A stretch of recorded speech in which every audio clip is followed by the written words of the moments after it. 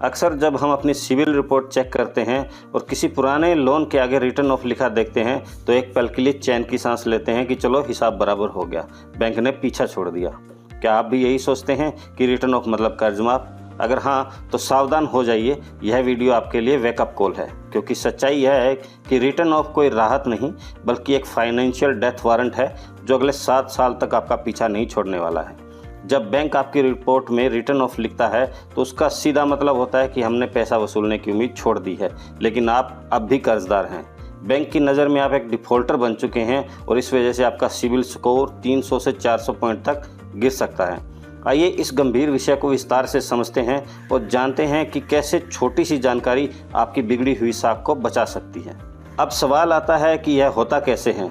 मान लीजिए आपने 6 महीने तक अपनी EMI नहीं भरी।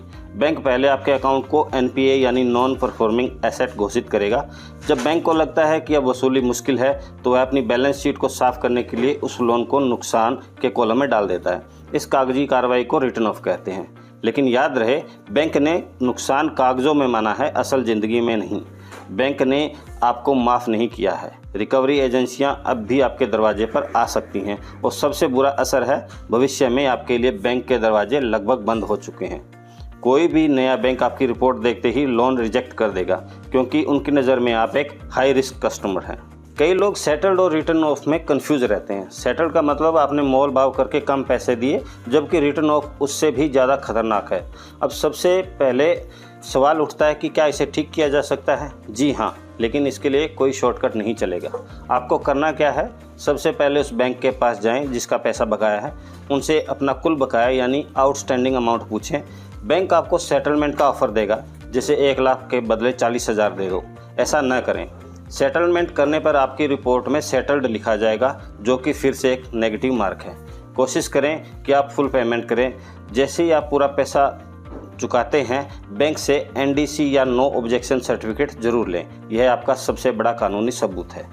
पैसा जमा होने के बाद बैंक को इसकी जानकारी सिविल को देनी होती है। इसमें आमतौर पर 30 से 45 दिन लगते हैं। अगर स्टेटस अपडेट ना हो तो सिविल की वेबसाइट पर जाकर डिस्प्यूट रेज करें। जब आपकी रिपोर्ट में रिटर्न ऑफ हटकर क्लोज दिखाई देने लगे, तब समझ लीजिए आपकी प्रोफाइल अब खतरे से बाहर है।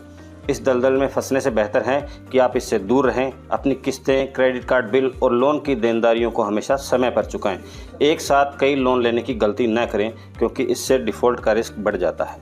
याद रखिए, आपकी फाइनेंशियल सेहत आपके अनुशासन पर टिकी है। दोस्तों, पैसे की कमी होना कोई बड़ी बात नहीं है, वक्त सबका बदलता है, लेकिन अपनी साख को खो देना बहुत बड़ी बात है। पैसा आज नहीं तो कल वापस आ सकता है, लेकिन टूटा हुआ भरोसा वापस पाने में सालों लग जाते हैं। अगर आपकी रिपोर्ट में रिटर्न ऑफ दिख रहा है तो इसे आज ही ठीक करने की प्रक्रिया शुरू कर दीजिए। यह सिर्फ एक शब्द नहीं, आपके भविष्य के सपनों जैसे अपना घर या बिजनेस पर लगा हुआ एक ब्रेक है। समझदार बनिए, अपनी गलतियों को सुधारिए और अपनी फाइनेंशियल प्रोफाइल को फिर से मजबूत बनाइए। अगर यह जानकारी आपके काम आई हो तो इसे अपने के साथ शेयर जरूर करें। ऐसी ही ज़रूरी फाइनेंशियल ज्ञान के लिए हमें सब्सक्राइब करना न भूलें और दैनिक ट्रिब्यून को फॉलो करें।